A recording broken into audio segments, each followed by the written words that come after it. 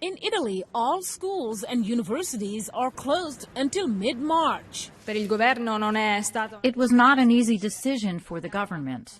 Classrooms, lecture theaters, churches and restaurants were empty after the government adopted new emergency measures to contain the new coronavirus. One restaurant owner is already writing off his losses. There are already cancellations of bookings for 2021. Emails we are now receiving come from groups or individuals. So Easter is gone. We hope for better in the summer.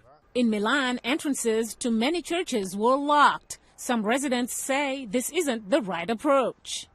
If God knows and sees everything, and if everything happens for a reason, churches should be the first to become faithful and reassure them and not close the door.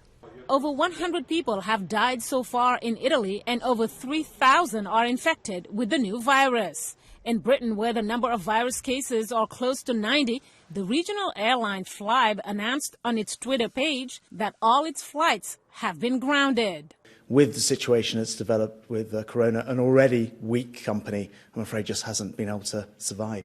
The global outbreak on Thursday reached South Africa, the third sub-Saharan African country after Nigeria and Senegal, to record its first case. South Africa's health minister says he hopes to draw lessons from China. I think what we have learned from China is that speed, decisiveness and unity of everyone and acting in unison becomes a very important issue.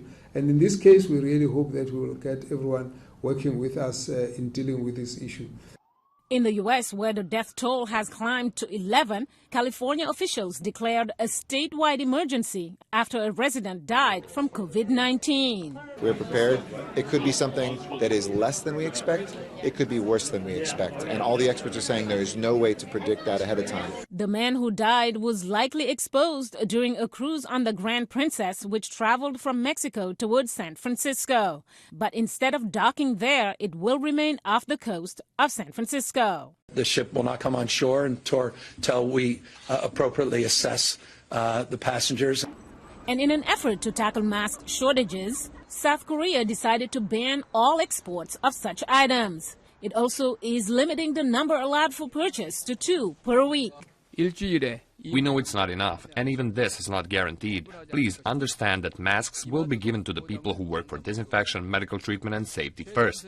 South Korea reported over 430 new cases. It's one of the countries most affected outside of China, where a slowdown in the number of new cases is bringing a sliver of hope.